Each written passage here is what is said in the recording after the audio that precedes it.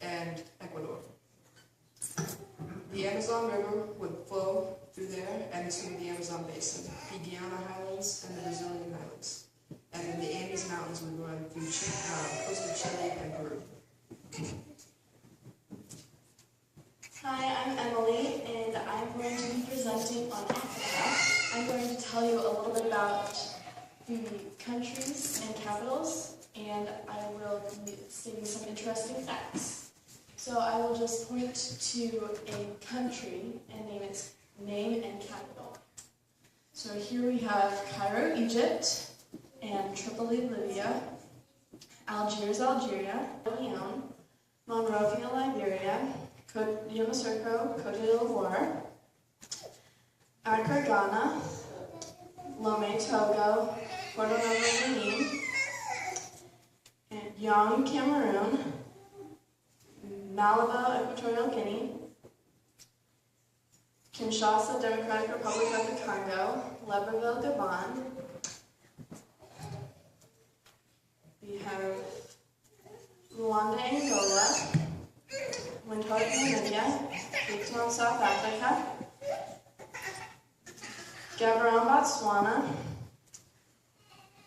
Maseru, Lesotho, Mbubane, Swaziland, Antananarivo, Madagascar, Maputo, Mozambique, Lilongwe, Malawi, Kampala, Uganda, Dodoma, Tanzania, Kigali, Rwanda, Bujumbura, Burundi, Addis Ababa, Ethiopia, Mogadishu, Somalia, Juba, South Sudan, Bangui, Central African Republic, Khartoum, Sudan, Asmara, Eritrea, Djibouti, and I think that's it. Thank you. Can you tell us a couple of interesting facts about this region as well? Of North Africa, and it's about the size of North America.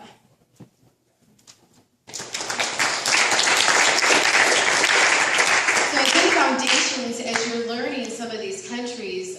In Challenge A, we put it all together. We take the entire world. We also learn 6 geography terms a week, and also we're supposed to be working on our physical features as well.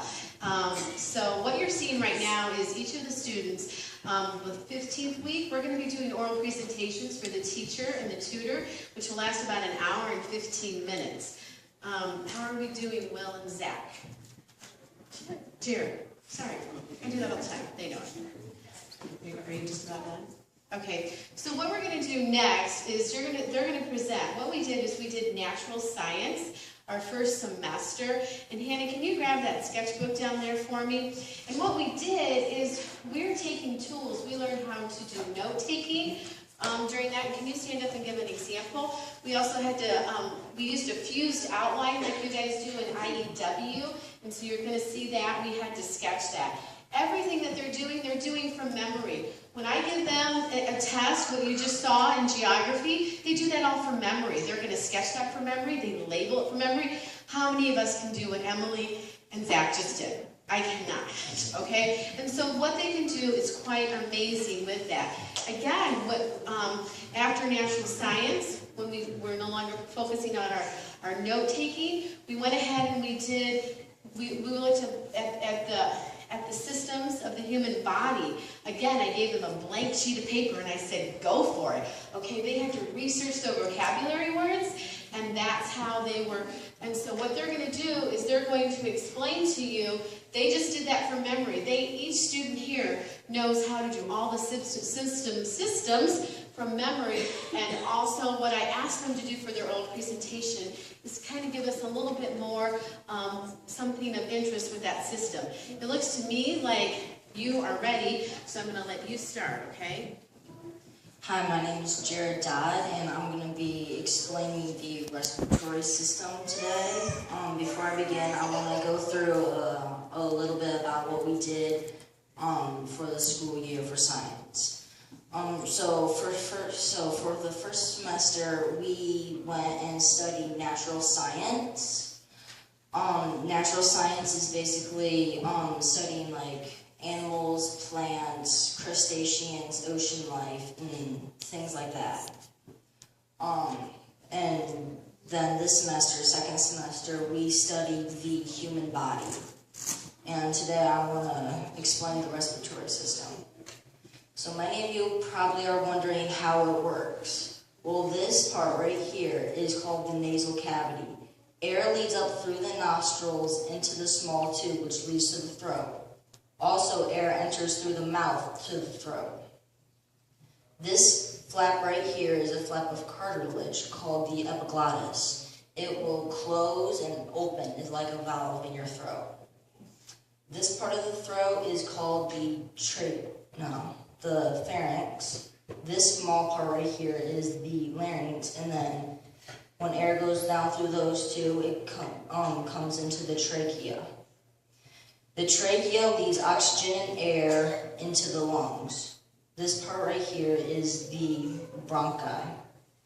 Bronchi lead air into the two lungs, specifically into the bronchiole, the more bony structure.